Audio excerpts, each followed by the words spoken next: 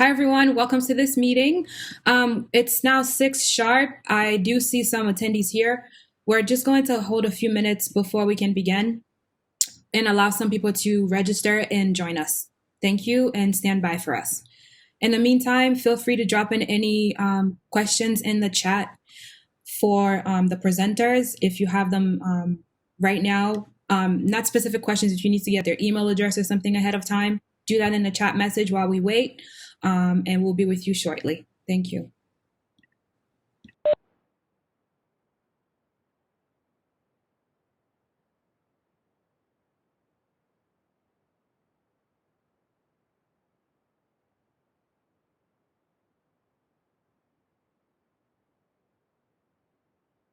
I'm just gonna ask that it,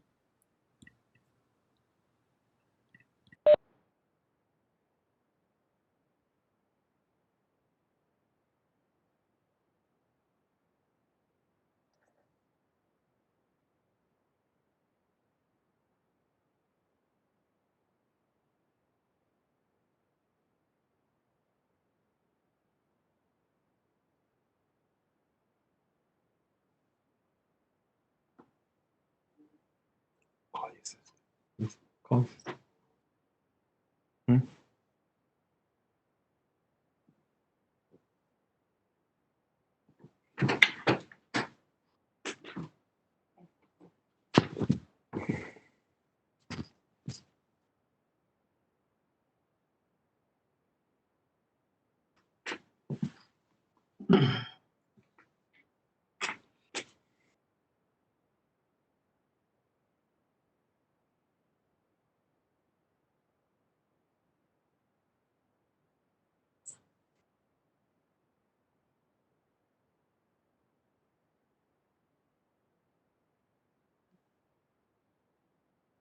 We're on.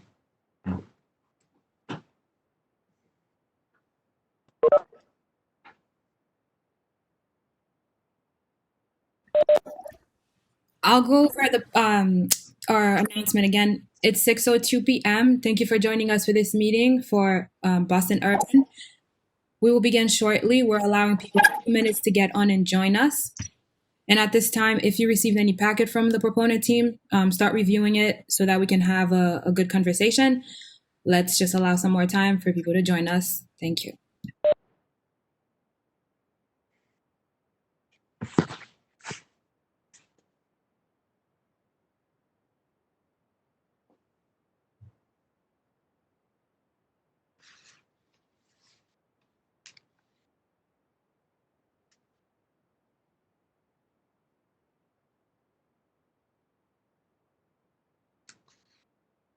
Just trying to get Norma on.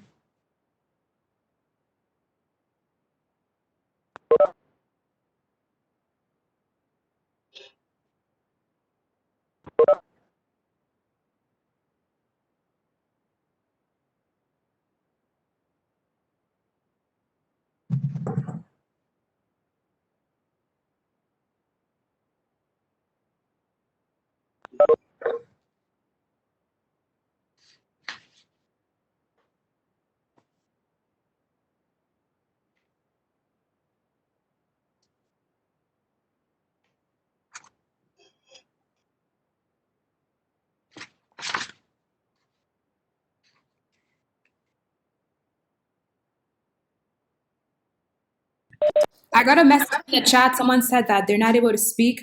You have to get your mic. I'm going to everyone is on mute right now. You're not able to unmute yourself because we have to keep control of the meeting so that people are not unmuting themselves. Everyone will be allowed to audio, but you would not be able to unmute yourself at this time. So I just ask that everyone stays on mute just so we can keep it more orderly. It's now 6:04. We'll wait another minute to allow people to join us. Thank you.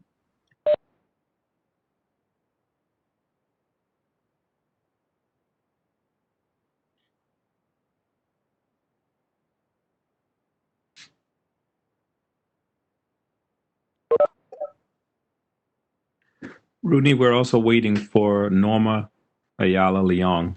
She's a panelist. She's been trying to get in. And what's a repeated issue? It's Norma Leong. And what Uh, is she reporting? she's a panelist. She's trying to get on.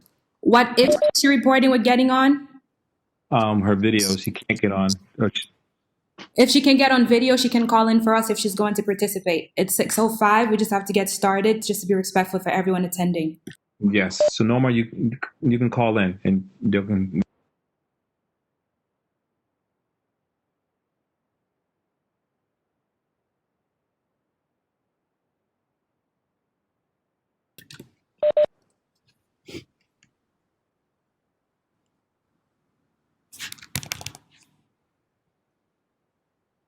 Hi, everyone. It's now 6:05.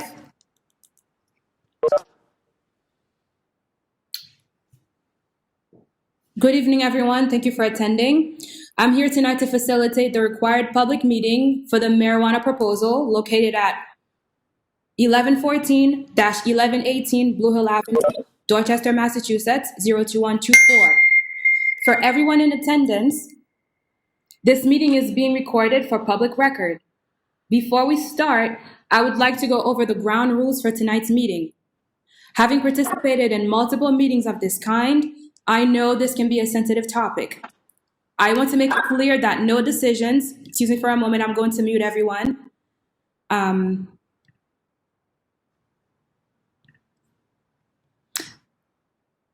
Having participated in multiple meetings of this kind, again, I know this can be a sensitive topic. I want to make it clear that no decisions are being made tonight, and at no time will it be acceptable to be disrespectful to anyone during this meeting. Everyone is entitled to their opinion. There is no right or wrong opinion. We are here tonight to try to collect as many comments and questions on this proposal. I am not here to facilitate the debate among neighbors. I ask that all questions be directed toward the applicant and myself. The applicant will answer all questions related to the proposal to the best of their ability, and I will answer questions specific to the city's process. If I'm unable or the applicants are unable to answer a question tonight, we will follow up with you after the meeting to get that information for you. This is an open comment period, meaning that if you do not get called on tonight, or if you think of questions that have not been answered, all you need to do is reach out to us and we will get you that information. My contact information is at the bottom of your flyer that you received, or we will also display the contact information for the proponent tonight. There will be no questions during the presentation. Everyone will be kept on mute. Once the presentation has concluded, I will again reiterate the ground rules. This is not a debate on the legalization of marijuana. That debate occurred at the ballot box, and we are here today because it was overwhelmingly supported in the city.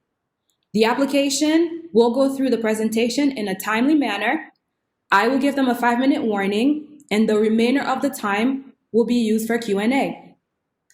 Thank you again for the time to participate in tonight's meeting. I will now hand it over to the application for the presentation. Edwin, are you prepared? I'm going to lead off, Roudnie. Okay. Go ahead, Derek. So good evening, everyone. My name is Derek Small. I'm the attorney for the project. I want to thank you all for coming out this evening. Tonight, we are here to have a community discussion and a public meeting for our proposal to site a retail cannabis dispensary at 1114-1118 Blue Hill Avenue in Dorchester. What I'd like to do at this time is just turn it over to the owner and the proprietor of the business, Eddie Alcea, so that he can say a few words about himself and about the team. Ed?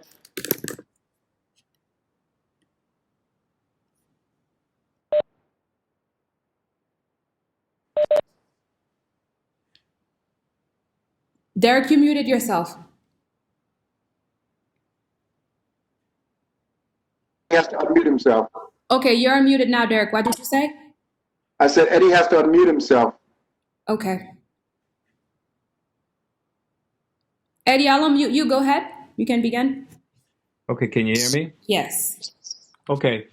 So my name is Edwin Alicea, also known as Eddie. I would like to thank Roudnie Célestin from the mayor's office for putting this meeting together, the residents, supporters, and any city council representatives for zooming in tonight as well. I am the co-owner of Boston Urban Dispensary. I would like to share a little bit about myself. I have 3 daughters. I've been married to my wife, Anna, who grew up in Roxbury for 30 years now. I grew up around the corner from the proposed location on Lucerne Street, Callender Street, and then Norfolk Street. I am a proud graduate of the Boston Public School System. I graduated from Dorchester High, and I have always have to give a thanks to Mr. James Duart, a teacher from Dorchester High who kept me in school and didn't make me a statistic.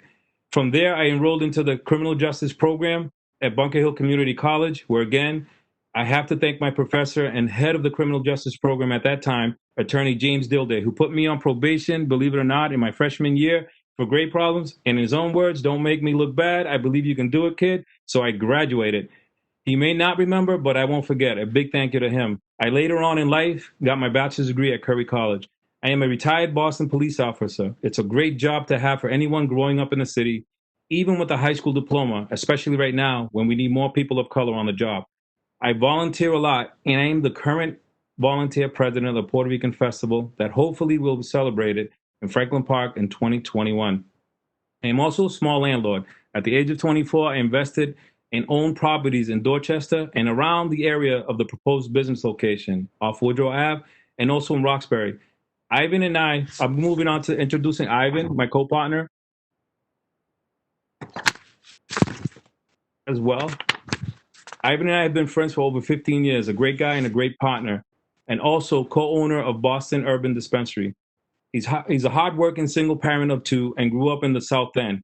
At the age of 22, he took a chance and opened Boston Auto Design at the proposed business location 1114, 1118 Blue Hill Ave. 2 years later, he took another chance and bought 1114 through 1112, 1114, and 1118 to take full ownership of his business. Ike has owned Boston Auto Design and the proposed location buildings, believe it or not, for over 27 years now.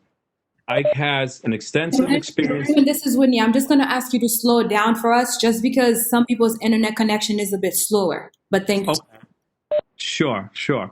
So Ike has owned the Boston Auto Design and the proposed location building for over 27 years now. Ike has extensive experience in retail management and operations. He also is a proud graduate of the Boston Public School System, and he's also definitely thanks all his teachers that put up with him. He proudly received his GED, and that makes him a high school graduate, a proud one at that. He chose to forgo college and decided to follow his passion of opening up his own business instead. Ike is a former Boston taxi driver and gives all cab drivers a shout out because it's not easy being one nowadays. I shall now pass it on to attorney Derek Small. Yes. So we just want to go over really quickly. I just want to go over adult use cannabis in the city of Boston. In 2016, Massachusetts, the Commonwealth of Massachusetts, legalized adult use recreational cannabis. In Massachusetts, it is a very highly regulated industry. In fact, it's probably the most regulated industry in not only in the Commonwealth but in the country right now. And that goes as far as casino gambling as well. It is the most highly regulated industry in the Commonwealth of Massachusetts. So far, there have been over 100 licenses have been issued by the CCC, and the city of Boston will license up to 52 cannabis licenses throughout the city of Boston. Right now, the city of Boston has entered into host community agreements with 14 establishments throughout the city of Boston. Our proposed location at 1114-1118 Blue Hill Avenue meets all city and state zoning code requirements, which are, just to name a few, the 500-foot buffer from any public or private school, and the half-mile rule, which means you can't site it within a half mile of another dispensary. At this time, I'd like to turn it over to Ozzy Limas, who's our architect, so that he can go over the site plan and go over how customers will get in and out of the site. Ozzy?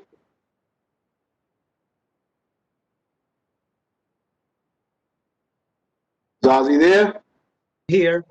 Okay, Ozzy. Can you hear me? Yes, I'm on. Am I on now? Hello? Ozzy, you can speak. We can hear you. Oh, okay. No, good evening. My name is Oswaldo Lemus III. I am the architect for the proposed cannabis retail establishment. I'm here to explain the building layout and its basic functionality for entering and exiting the new business, including new current COVID regulations. I'm going to go slide by slide. I don't know if we're still doing that. The existing location at 1114, 1118 Blue Hill Ave, as you see in slide number 6. And it shows the location at Blue Hill Ave as an automotive retail shop owned by Ivan Montes for the past 27 years. The next slide is another rendering. Ozzy, we're not seeing your slides. Okay, then I'm just going to go on explaining. We're going to revive the building with new security, private tempered glass, windows and doors with a modern canopy. The vestibule doors will be utilized as an exit only. There will be absolutely no customer lines in front of the building. Everything will be geared towards the back of the building or the side entry. Ozzy, can you pause for 1 second? Roudnie, can we get those slides put up? I don't know if Roudnie's there. I'm sorry, the slides we tested earlier, Edwin projected them. Is that the slide you're speaking of? Yes, that is correct. That's for Edwin should be able to project like we did in the practice session. Okay, Eddie, so you got to project them.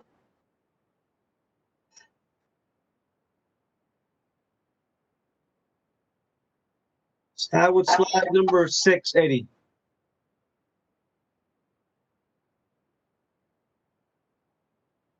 Okay, why don't we start over, Ozzy, from the beginning since the slide is up. Okay. Sorry about that. I can see it on my end. I will say. Okay. Okay, we good? Yep, we're good. All right, so we'll start with the existing location at 1114, 1118 Blue Hill Ave, which is owned by Ivan Montes, is an automotive retail shop for the past 27 years. And then we'll go on to the next slide, which is our proposed front elevation. And this depicts a new security private tempered glass windows with a modern canopy. The front doors that you see there will be utilized as an exit only. There will be absolutely no customer lines at the front of the building. Next slide is the proposed parking plan, which will have 16 advantageous, much needed parking spaces, as well as 2 handicap spaces going beyond the City of Boston's ADA requirements. Next slide is another elevation, which is further down Blue Hill Ave, which is our parking lot. Again, with 16 advantageous spots. It's fenced in, what you can see with a green canopy is a nice little fence treatment that we're putting there. This is where the actual patrons will actually walk in, start up, queue up, 6 feet apart with the masks on for new COVID regulations. And they'll be queuing up underneath the canopy to protect them from the weather as they make their way into the side vestibule entry. All right, next slide, which is a colored rendering. We got, let's see, the entire building layout, and we continue the walkthrough. Customers will present their ID prior to entering the first room, which is the yellow room, which is the off-street waiting room. No one under 21 will be allowed in. And note also that if customers' lines exceed the yellow waiting room, then the blue adjacent room, which is the bigger room up top, will be utilized to accommodate extra queue lines. Customers will then continue into the green room, which is the showroom, 6 feet apart with their mask on in order to select and purchase their merchandise.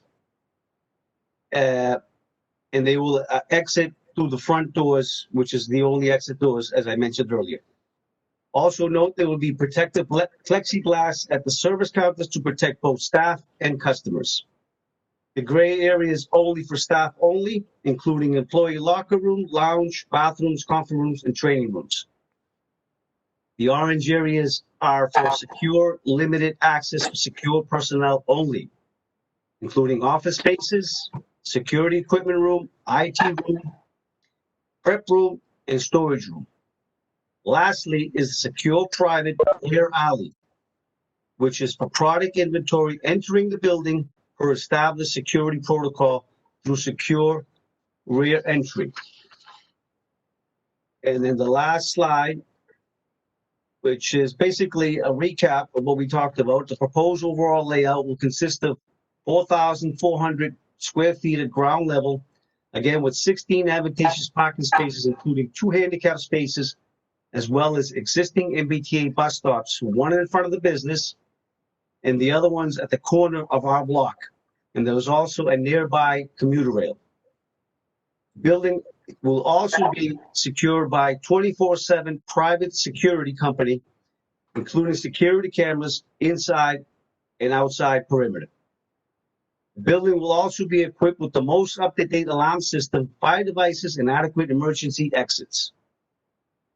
Thank you. This is the end of my presentation. I will pass the rest of the presentation on to Attorney Derek Small. Yes, thanks, Ozzy, for that overview of the site plan. The proposed operation, proposed hours of operation of our retail cannabis dispensary right now, we're proposing a 10 a.m. opening with a 9 p.m. closing, Monday through Saturday, with reduced hours on Sundays.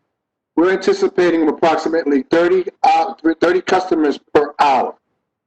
Average transaction time is usually about 5 to 8 minutes in retail cannabis dispensaries, and we will be conducting consultations in our facility as well.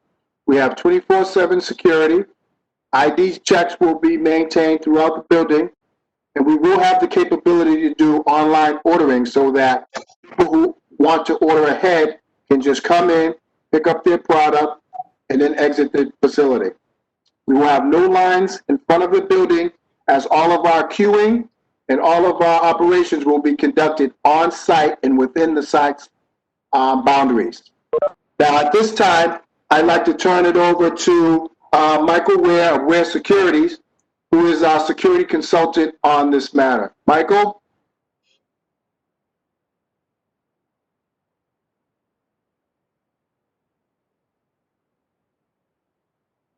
Michael, you can. Hi, folks. How you doing? My name is Michael Ware. Thank you, Attorney Smalls, for that. I wanted to just briefly talk about security. We know that when in talking about these types of businesses, security and safety issues are one of the #1 issues out there. So again, my name is Michael Ware. I'm the owner of Ware Security. I wanted to just take a quick minute and just kind of give you an overview of Ware Security, what we've done around the city for the past 18 years. So we opened up our business back in November of 2002. We have several sites all across the state, most of here within the Roxbury, Dorchester, and Mattapan boundaries, including the Roxbury Mall where the Save-A-Lot Market is. We have the Dimmick Hospital site that we've been at for about 8 years or so. We just started about 6 months ago at St. Mary's Center for Women and Children. We've had the Foodie supermarkets in South Boston and South End, and a bunch of other sites all across the state. We have about 47 employees that make up our company right now. And within that company, the company itself, we have several that are state special police officers, some are Boston special police officers, and about 17 of our workforce employees are constables, including myself.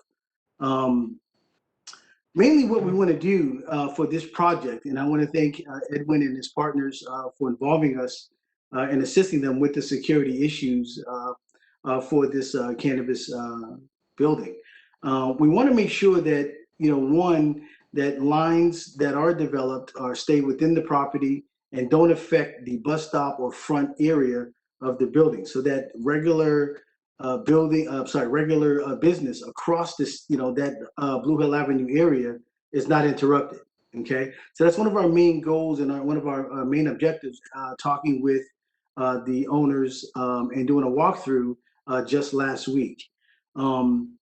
We plan on assigning 3 armed officers to this project, and they'll be placed one inside of the cannabis building itself, and which they'll be controlling what we call a command center. And I'm going to talk about what that command center looks like and entails a little bit further down the road. We'll also have one that's going to be where in the parking lot area, controlling the lines to make sure that we do practice in state and citywide COVID-19 regulation, and to make sure that lines remain orderly, et cetera. We want to make sure that we also don't allow loiterers or anyone that's a non-customer to loiter in front of the building or anywhere in that area that may disrupt businesses, not just the bud business, but also any other business along the sidewalks of Blue Hill Avenue. The 3rd officer will be placed in the exit area of the building, where after purchases are made, when customers exit out, they will pass through the security person that will control that exit door. We want to have a state-of-the-art surveillance system installed, and the owners and I have talked about this. We've talked about during the walkthrough where we'll place those cameras. We're going to have at least 25 to 30 state-of-the-art cameras inside the facility, as well as another 25 or 30 outside the exterior of the facility. What that allows us to do is to make sure that we have eyes on the property at all times. These surveillance cameras and technology that we're referencing to will allow us to look on our phones during off-peak or off-business hour times, where we can see things around the building in real time. The command center, which I mentioned earlier, will house 2 50-inch monitor TVs. One is going to have all of the interior cameras. The other one will have all of the exterior cameras. And again, that is just to monitor safety and security inside and outside of the facility, okay? Part of some of the issues that I've heard, not from just the owners and just feedback from community, is to ensure that safety and security is on the property at all times. And our goal in working with the owners and the partners with this project is to make sure that their staff and employees are safe, the customers that come and leave the property are safe, and anyone just in the general area that is participating in this project or this business remains safe at all times. That is our #1 and overall objective. Okay, and in doing so, not just by having armed personnel on site, but also the surveillance cameras, but just making sure that we have a good relationship with community folks to ensure that there's no loitering around the property, etc. One of the things that's going to help downplay the loitering, I think, is that they're not going to have a lot of cash on the site. And I think we talked about, having signs that are posted that they prefer to do, transactions through credit cards or debit cards, etc. So not having a lot of cash on site is going to help alleviate some of the folks loitering around the property and help control, anyone who has unlawful ideas about theft and so on. Okay. And then there are situations where, you're going to get people in the area from the community that are just interested in being around this building, this project. And when people are loitering, our staff have the ability and the power through Mass General laws and city Boston ordinances to enforce, trespassing laws, et cetera, et cetera. So we're looking at this from every angle as far as security, safety. One of the last points I really want to make about our company is that we're really tied into Boston PD. Our radio system can tap right into their 911 system if we ever needed to have additional assistance brought to the property. I don't anticipate that. We have a number of sites around the city that I mentioned before. The arrest that we do is very minimal compared to the number of customers and community folks that we deal with on a day-to-day basis. Okay, so that stuff that we do on that level is very minimal. Okay, I'm going to be around, so I'll be happy to answer any questions that may come up in the near future. At this point, I'm just going to turn it right back over to Attorney Smalls. Thank you, guys. Attorney Smalls, I just want a 5-minute warning. Thank you. Okay, we'll be brief. Thank you, Michael. Appreciate that. So basically, we go to the community benefits now. The proposed cannabis dispensary will create up to 20 to 30 jobs, which will provide living wage and health benefits. As a business in the community, we look to support local events and be partners with a number of the local organizations and CDCs and nonprofits throughout the Dorchester community. We are definitely looking to hire people from within the community, Black and brown people who have been disproportionately affected by the war on drugs. So that means we will be hiring folks who have quarry records and things of that nature. I think one of the biggest benefits are the revenues that the city of Boston and the neighborhood will receive as is required by law. 3% of gross sales of the business will go directly to the city of Boston, who then distributes those funds to the local community. And so with that, if you could go to the next slide, please. I'll talk a little bit about the process and where we are from there. Right now, we're obviously having our city-sponsored meeting. From here, the next step in the process is to get on the agenda of the Boston Cannabis Board, then to enter into a host community agreement with the city of Boston. After we receive the host community agreement, we will then go to the Zoning Board of Appeals, as most of the cannabis dispensaries throughout the city of Boston require, through the zoning code, require a conditional use permit. So that's what we will be seeking at the ZBA, is a conditional use permit. After that, we will then go through the CCC's 6 to 9 month process in getting a provisional license, having inspections, and then getting a full cannabis license.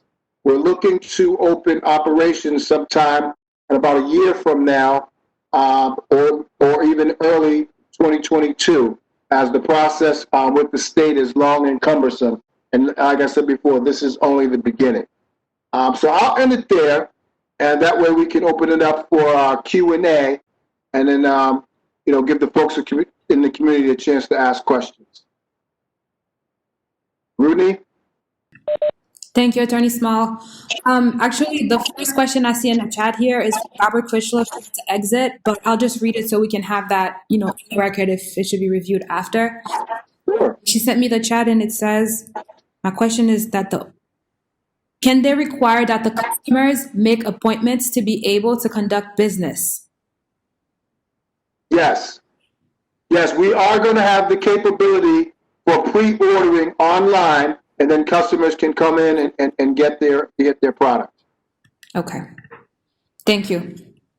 At this time, if you are calling in on the phone, if you press *3 on your keyboard, you can ask questions. Sous notre téléphone, tu pèses étoile 3 ou ka poser question.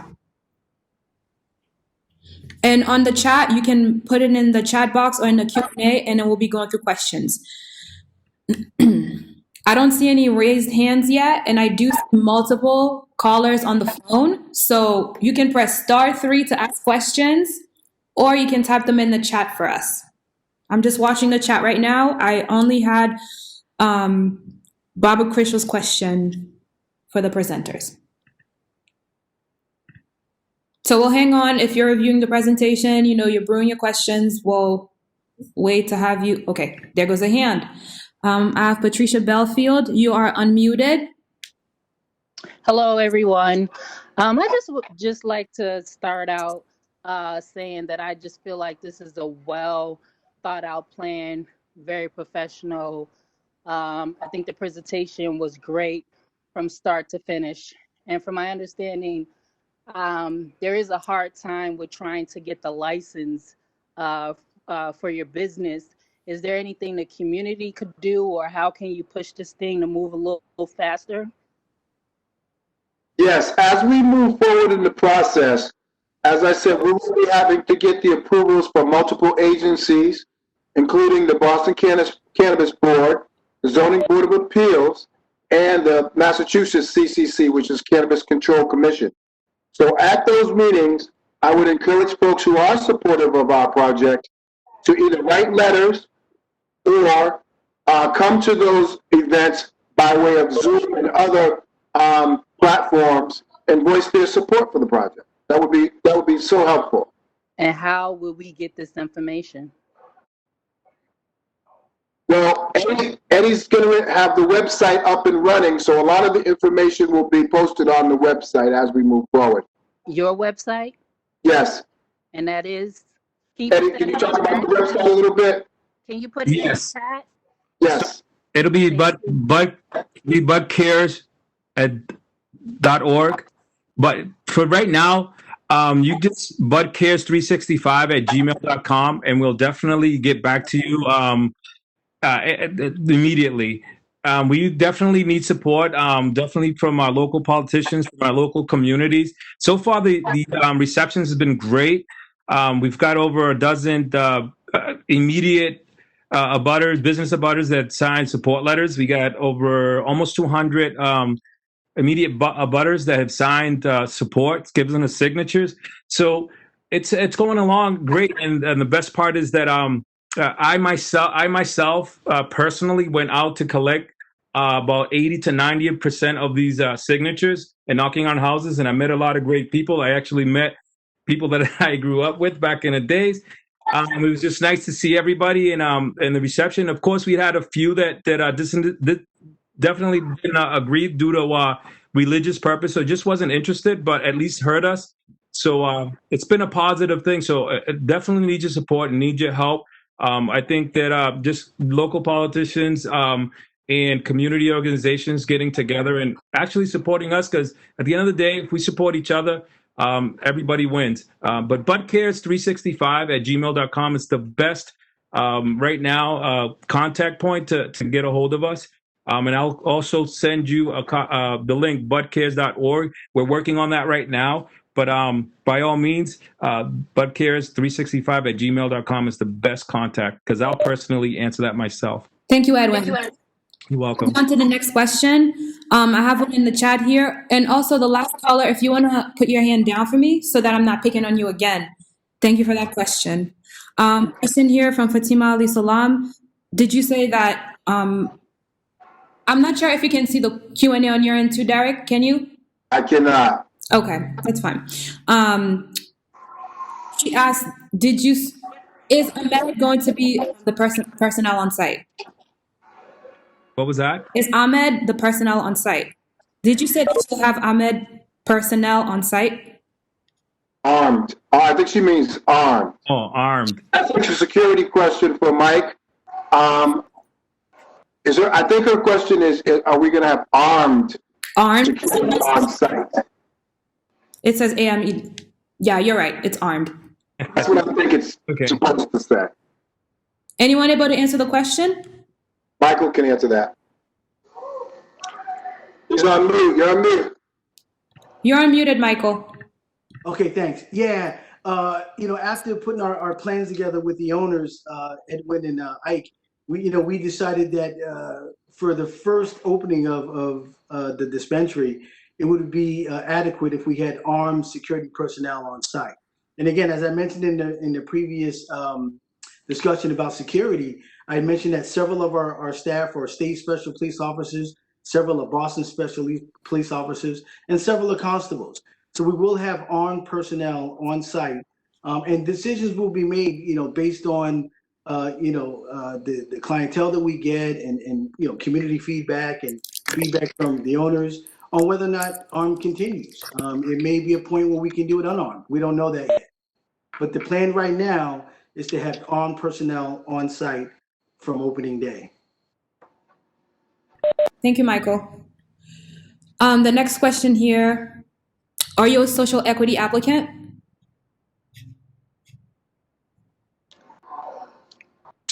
So not at the present time, we're not. Thank you. Next question. Someone asked, did he meet with other neighborhood associations? So the way this meeting is set up, the state dictates to the neighborhood services office for us to host it. I did give Edwin some contacts for the community. Andre is from the Lucerne Garden group. I can follow up on my outreach communications with Edwin. I give him a group of lists to reach out to, but he's definitely been in touch with some neighborhood groups. And Edwin, if you want to brush on that for Andre, and then you can connect later. Just let her know who you've been in touch with for that. Sure. Sure, Andre, how you doing? If you can reach me at budkids365@gmail.com, by all means, we'll definitely connect. I have been emailing since February, pretty much. The email keeps coming back. I tried to swing by to Lucerne, but due to COVID-19, we weren't allowed. It's the building right there by Lucerne Ave. But by all means, you have tried to reach out, and we will definitely meet. Anytime you would like, even my phone, I'm really accessible, and I'm always there off of Woodrow Ave. At least 4 to 5 hours a day, so I can even walk to wherever you are, or meet you at the location or your location. I'm very easy to get to. Thank you. And let me just add to that we have met one group. Eddie, what was the name of the group we met with last week? The Harvard with Kayla with the Harvard Circle, and then also with Nina Johnson, Woodrow Ave. I spoke to her last night. So we're definitely trying to do our meetings. What happened was that due to COVID-19, we had meetings in March, and it's just been so difficult to meet. We just recently started communicating, and everything so far, thank God, has been positive. And we do plan on reaching out to Fatima and meeting with the Greater Mattapan Neighborhood Council as well. Yes, and hopefully she's on tonight and we ask questions. But yes, we've also been trying. Fatima's been going back and forth. Fatima is on tonight, so we're going to move to the next question. Thank you. Beautiful. Is there another cannabis dispensary application on Blue Hill Ave with an iPhone? Is this the same group?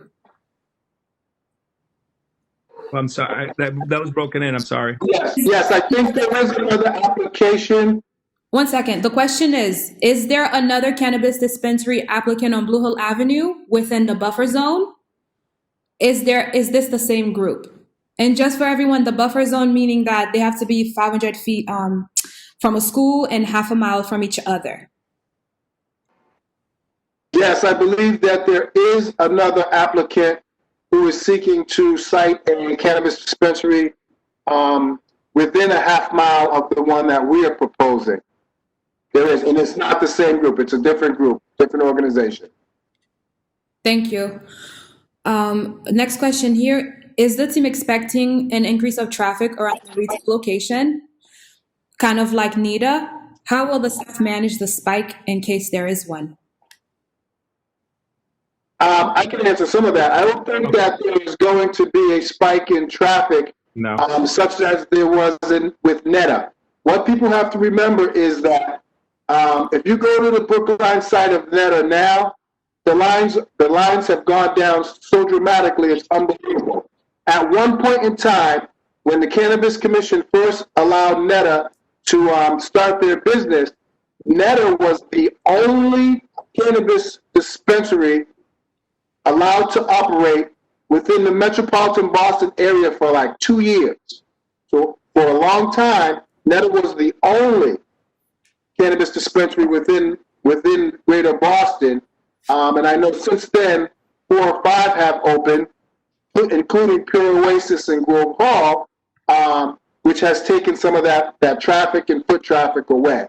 But we don't anticipate the dispensary being on Blue Hill Ave causing an influx of traffic, because as I always say to people, if I live in Alston, Brighton, or if I live in West Roxbury, I'm not going to Mattapan or Dorchester to get my product. I'm going to get it in my neighborhood. So we don't anticipate that. And even if there is, as I said, we have adequate parking on site to accommodate that. Thank you, Attorney Small. Next question here. Your site is less than 300 feet away from another proposed site. That question is from Fatima Ali Salam. It says, your site is less than 300 feet away from another proposed site. They also have site control and are local residents who grew up here. Why would residents support your group over theirs, in your opinion? Okay, so with that said, we also grew up there. We also grew up in the city. And right now, from my understanding, it's that Anybody that would like to apply can apply because we're all meeting the same buffer zones. So with that said, it's up to the Cannabis Board Commission, and it's also up to the City of Boston. So we're all pretty much in the same area, in the same groups, and anybody actually can right now still down the street find a location and still apply, because at the end of the day it still comes to the Boston Cannabis Board, and we all have to meet the same associations. We all have to do the same processes, and that's what we've been doing. I'll just add on to that as well, that we are all from the community. We're all people of color, although we do not have the social equity status, because as we know, to get that, there was about a week's window at the state to be declared a social equity applicant. So there are a lot of businesses who are applying for cannabis dispensary licenses who are made up of people of color, Black and brown people, that do not have the social equity status from the state. However, I will emphasize that we are local people from the community, and that goes a long way. And I think at the end of the day, we have a very good proposal. We have a very good team, and at the end of the day, it's going to be up to the state and the city to determine which applicants have the best site and which applicants have the best ability to do the job in terms of opening the business. Thank you, Attorney Small. There's a question here, more administrative, asking how come we can't see the questions. I have to read them off the Q&A because that's how they come to me. The system doesn't allow me to share the Q&A with you because it understands that I'm hosting. If people want those questions to be displayed and, shown to everyone, you can put it to the chat to everyone so everyone could see it, or you can raise your hand and ask the question yourself so that way we can share it. But I'm doing my best in the Q&A to read the questions. This is public record. All these questions here will be saved and you can review them later, but I read them to the best of my ability as they come into me. The next question is, are you also doing delivery? So, yeah. I can chime in on that real quick. Yes, as of right now, there is a proposal at the State House, which hasn't been approved yet, for cannabis dispensaries to be able to do deliveries. But as of right now, we don't have the capability to do that, and the state isn't allowing that currently. It may in the future, though. Thank you. At this time, I don't have any more questions in the Q&A. Let's check the chat for questions. Any raised hands? Patricia Belfield, your hand is still up. Put your hand down for us unless you have another question for me. I don't. I think on here it's telling me lower hand. So when I lower my hand, I'm thinking that it's off. So I'm not sure why. Just do it one more time for me, and then you should be good. Okay. Thank you very much. One moment here.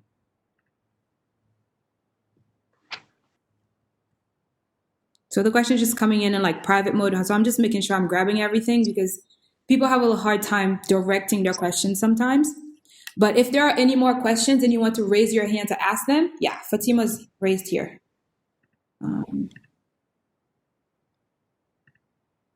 Fatima, are you able to unmute yourself because you're not connected to audio so that I can let you go on?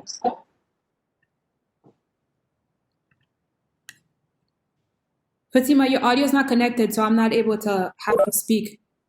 Go ahead. You're good now. You're on mute, Fatima. I can't hear you. Can you hear me now? Yes. Yeah. Okay, thank you. In your presentation, you mentioned Century Bank as the depository Yep. for funds. Yes. When did Century Bank start accepting cannabis depositing? So Derek might touch up on that, but there's two banks actually. I believe it's GFA from Gardner and also Century Bank. And right now, those are the ones that will that are doing business.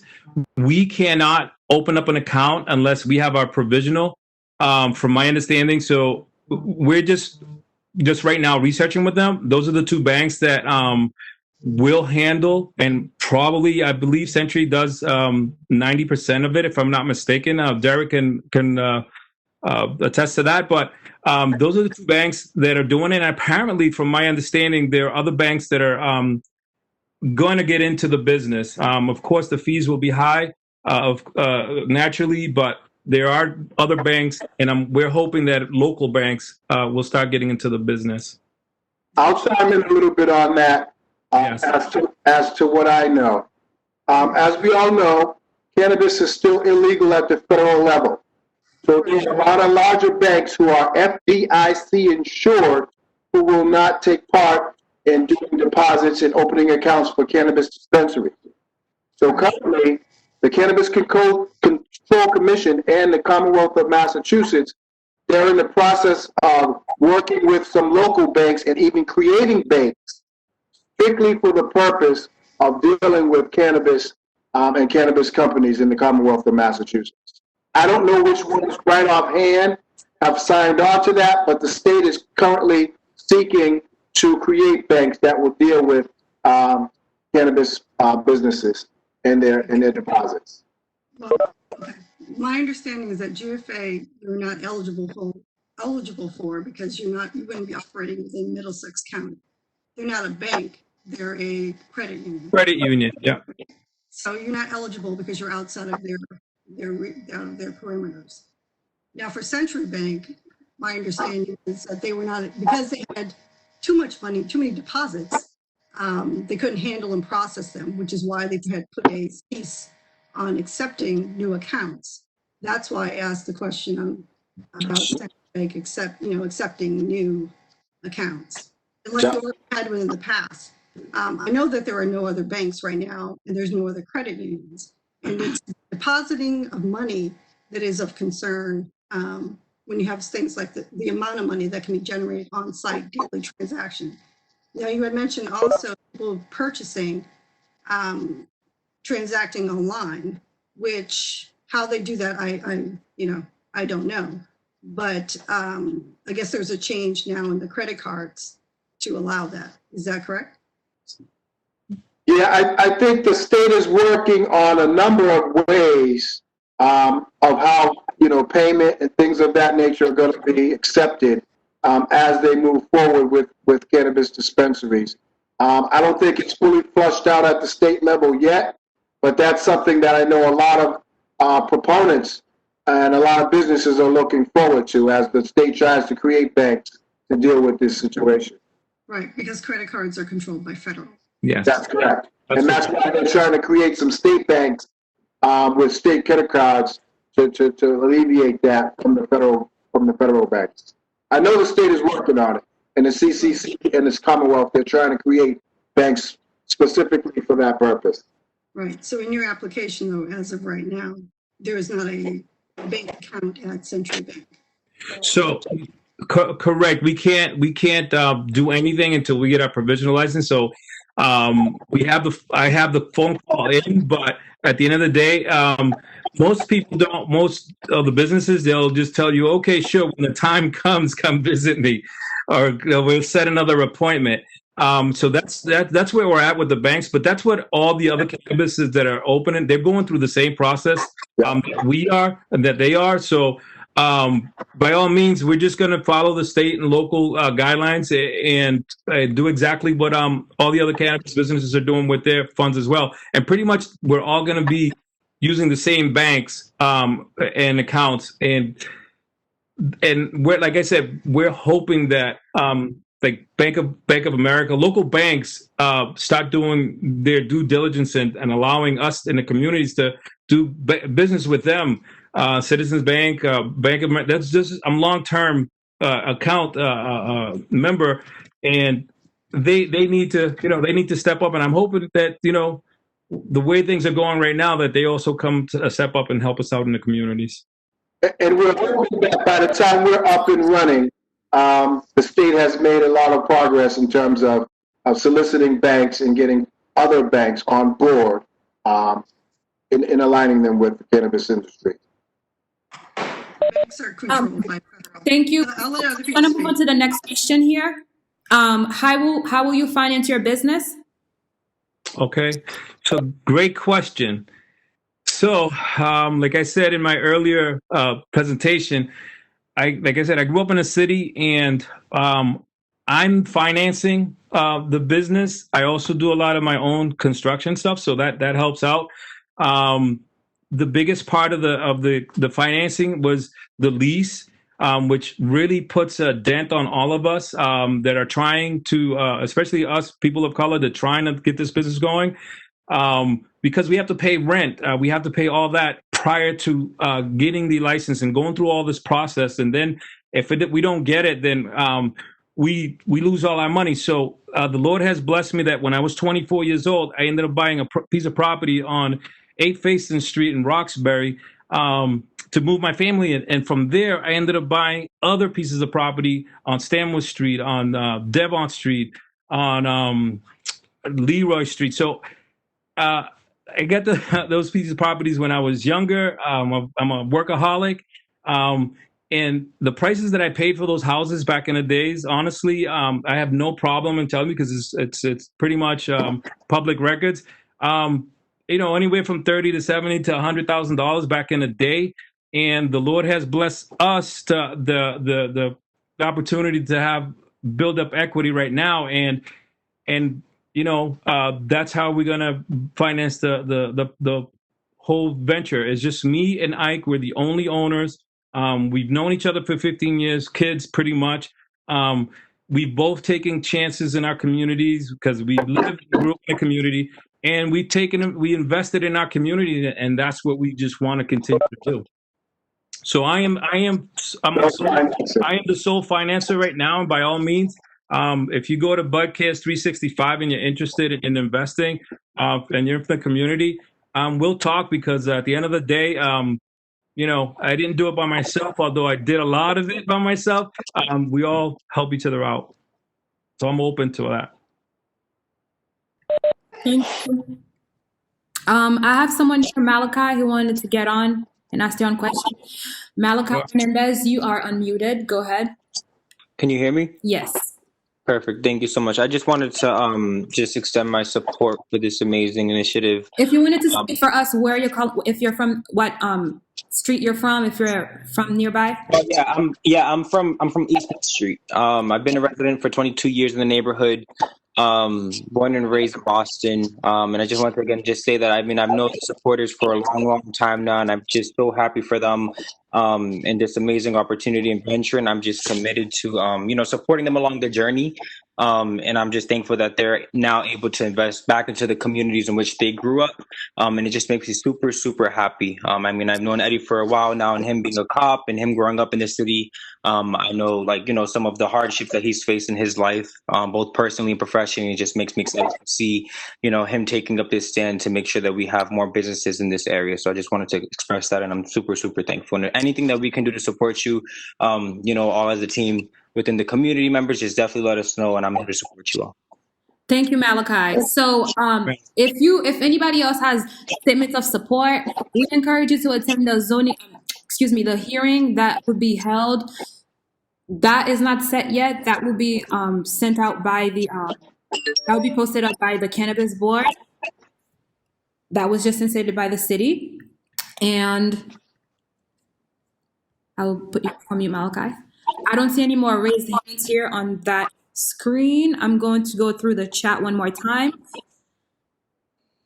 One question that I pick here: how do you electronically track supply chain and inventory management?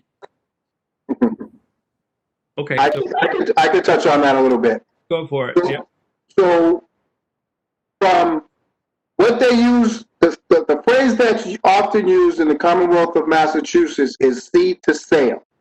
The state tracks every flower, every seed of marijuana is all barcoded, and it's tracked from seed to sale. So the state is tracking every piece of marijuana, every flower is tracked from the time it leaves the grow facility to the time it is sold, and the state tracks who it's sold to. So everything is barcoded. Everything is professionally wrapped, and everything is reviewed by the state before anything goes out of the doors. of any cannabis dispensary in the Commonwealth of Massachusetts. So it's what they call seed to sale. It's all tracked by the state. Thank you, Attorney. I have Neil Vale. Neil, you are unmuted. If this is, again, a statement of support or question, please state where you're calling from, and try and keep it brief so that we can give everyone a chance to also speak. Hi, how you doing? Thanks for taking my my question or support here. I just want to say Where are you calling from, Neil? Are you calling from the area? so I own and operate a business on Blue Hill Avenue, and so has my family for well over 30 years. We are approximately a block and a half, maybe 2 blocks down the street from the proposed location. I'd just like to go on the record as supporting this proposal. I know Edwin Alisea personally, and Ivan as well. I think together the location is, I mean, marijuana is obviously becoming legal within the nation. Sir, I'm And just going it to is ask you to limit the statement just so we can make sure we use the time for other. Absolutely. I just wanted to go on the record as saying, one, I support them. I know Edwin Alisea and Ivan will do a great job. They're both community Thank you. men. They're very family-oriented men, and they will do their due diligence in order to make sure that this project goes well for the community and for the state as well. Thank you. Thank you, Neil. If you want to press again for me to put your hand down, that would be helpful. Thank you for the question. I'm going through the chat right now. No more questions in the chat. I'm now in the Q&A. I have a question from Nicholas Mortillaro. It says, how much will it cost to build, and where's funding coming from? We already addressed funding. We're just going to focus here on how much will it cost to build. So honestly, price ranges, and it's usually around anywhere from $500,000 to $1 million plus. It is not a cheap venture. It's a gamble that we will take within the community, and it's an opportunity that, like I said earlier, I was blessed. Never knew we were going to be here, so that's probably around the price range. But it could also be at other locations. I've heard up to $3 million, $4 million, depending on the square footage and all that. Thank you, Edwin. Another question is, when is the other hearing date? So just to clarify, this here is not a hearing. This is a public meeting to collect feedback to advise that hearing. The hearing is going to be scheduled by the Boston Cannabis Board. I do not have a date right now. That will come later. Feel free to be in touch with me. My email should be on the flyer, and I will also put my contact information in the chat.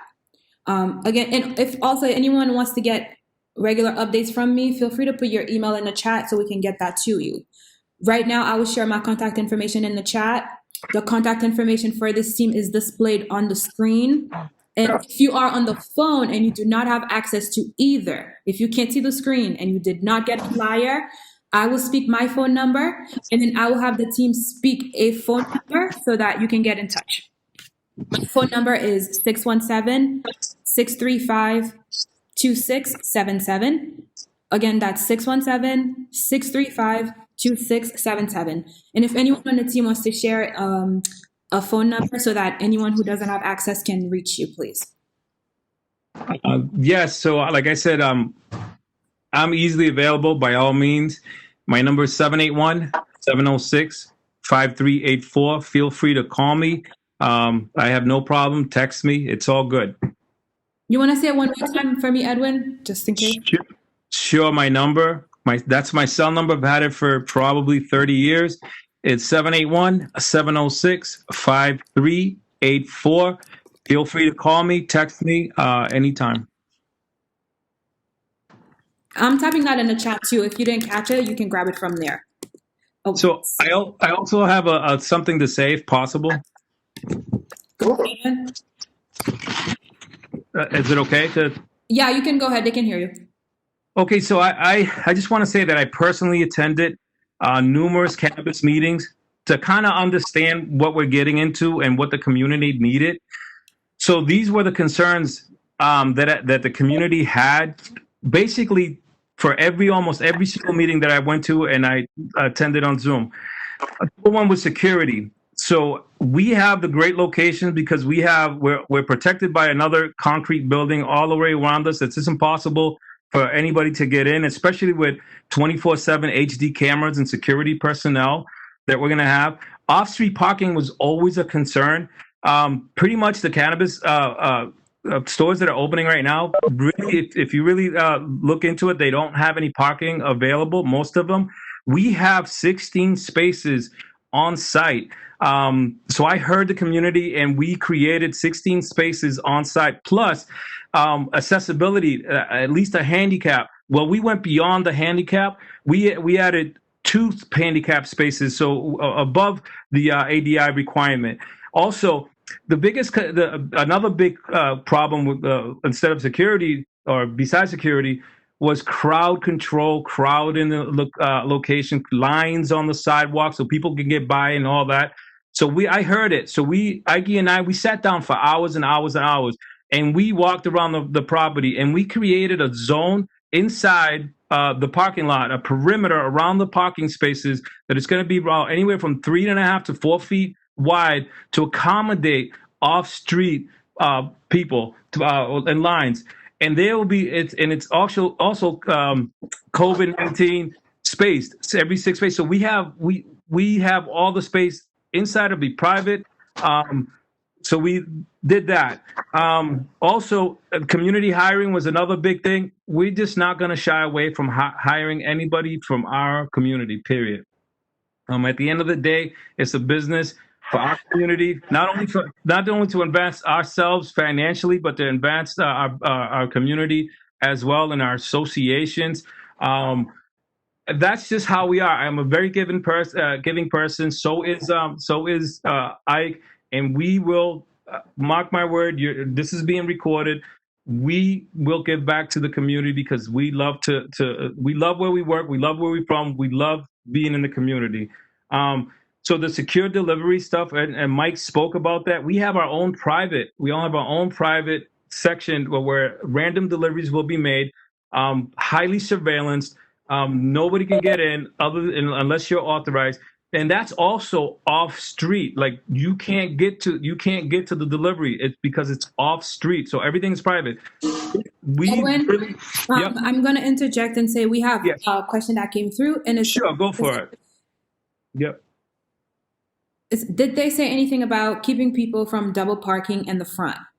So yes, there'll be no double parkings because we have 16 plus spaces in front, and there's also tons of space parking along the corners, which is pretty much abandoned buildings right now, and also just the sides of our businesses. So there's plenty of parking street, actually all around the area because Ike and I we walk through everywhere and around the neighborhood.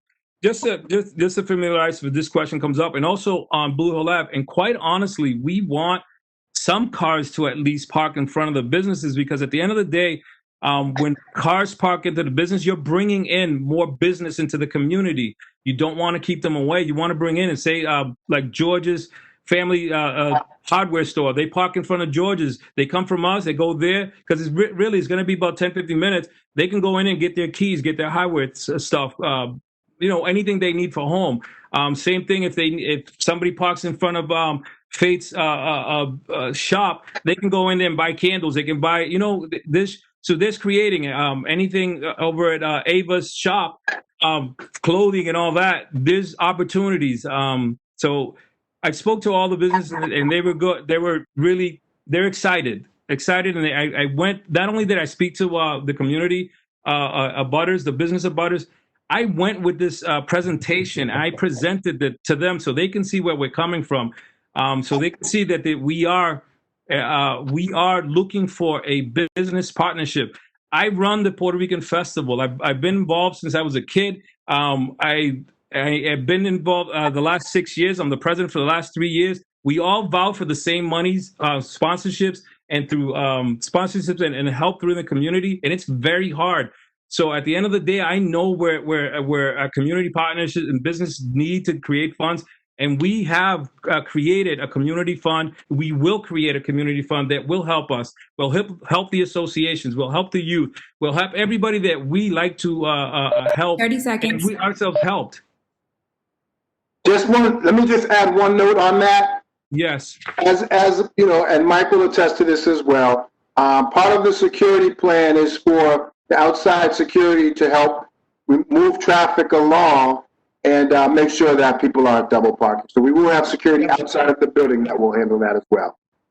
Definitely. Thank you. The short answer to Eddie's long answer. I just have to move this adequately so that, we have time. Sorry about that. No worries. That's why I'm watching the time so that I can keep us on track. Okay. Your hand is still up. I don't know if it's not still a question or not. Neil Vale. And I also have Patricia Belfield. Your hand is still up. I'm not sure if that's a new question or not. Otherwise, It actually is. It's a new question. Okay, go ahead, Patricia. Thank you. My question is, I know you guys talked earlier about the 3% that's supposed to go back into the community. And I was wondering if you guys know specifically what community, and I think you said 3% is that your gross sale? That's correct. It comes from gross. Do you know where the funds go or who's going to be available for those funds, who will receive those funds? So currently, the way the state law is written, 3% of the gross sales from all cannabis dispensaries go back to the municipality. And in this case, it would be the city of Boston. So then it would be up to the city of Boston to distribute those funds within the community that the dispensary is in. I don't know if they have a formula or how they're going to disperse those funds in terms of if they're giving them to specific organizations or how they're going to be distributed. I don't think that's been decided yet, but 3% of the gross sales go back to the city of Boston, and then the city of Boston is the arbitrator of those funds to distribute them within the communities. Understood. I would definitely like to, kind of find out, how they plan to disperse those funds. So if there's any way you guys can keep that conversation in a loop, it would be greatly appreciated. Okay, so let me just add one other thing to that. I think in having conversations with Eddie and Ivan, if our cannabis dispensary is chosen to be the one that opens in this area, I think we do have a commitment, and we will have a commitment to do things, support local events, support some of the local CDCs, and get involved aside from the 3% that we have to give to the city. We are prepared to commit to giving other funds from the dispensary to other organizations within the local community in that area, without a doubt.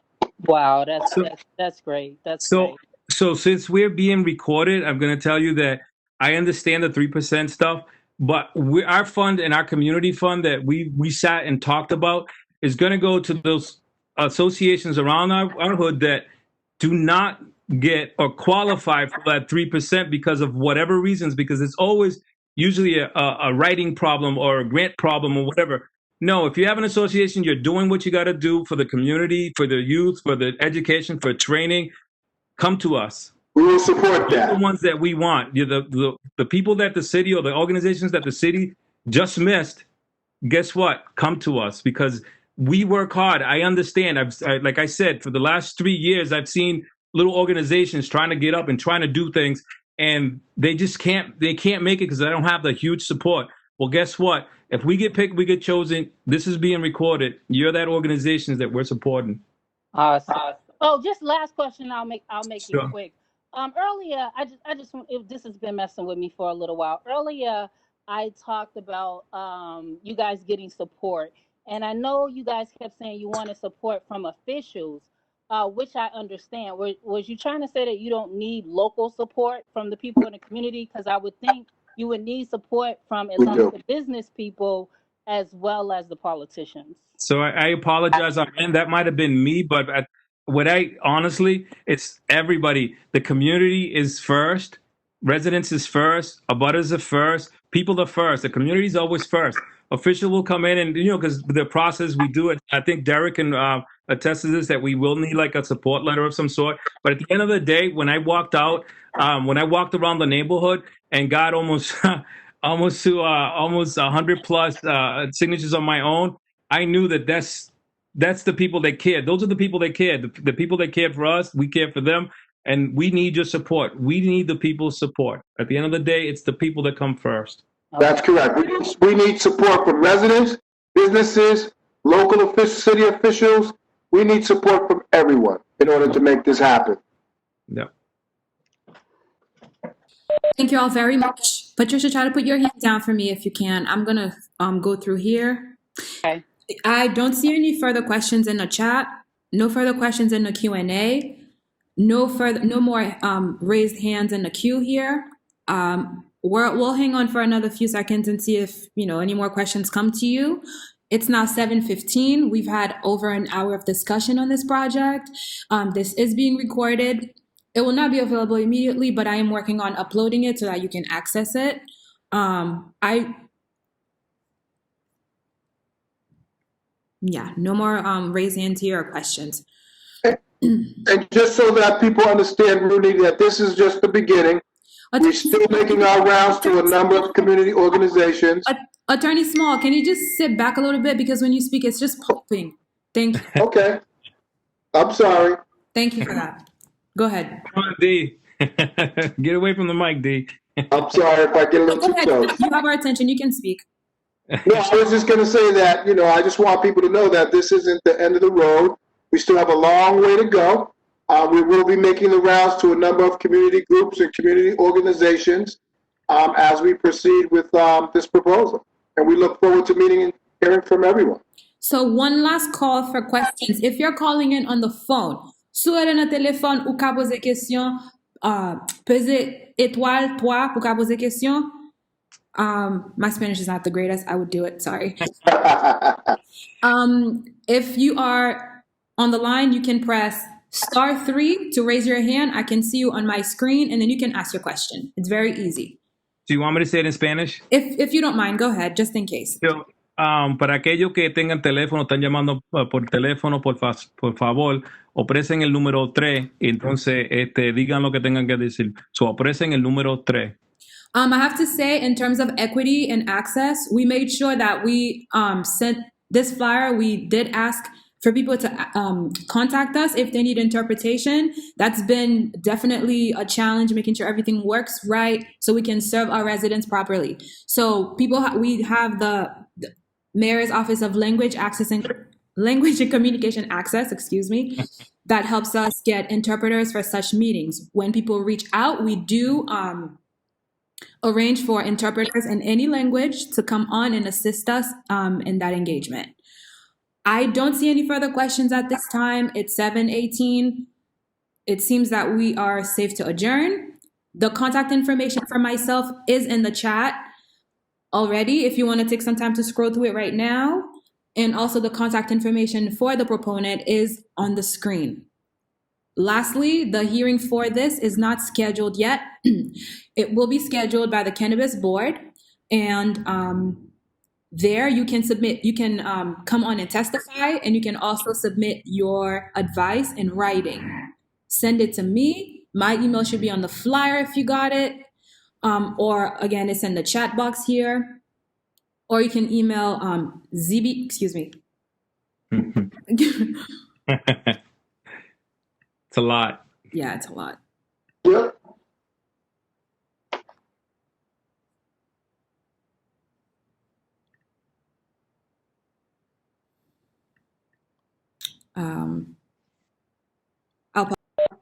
Let me grab the email address for the Cannabis Board for you, okay? 1 second.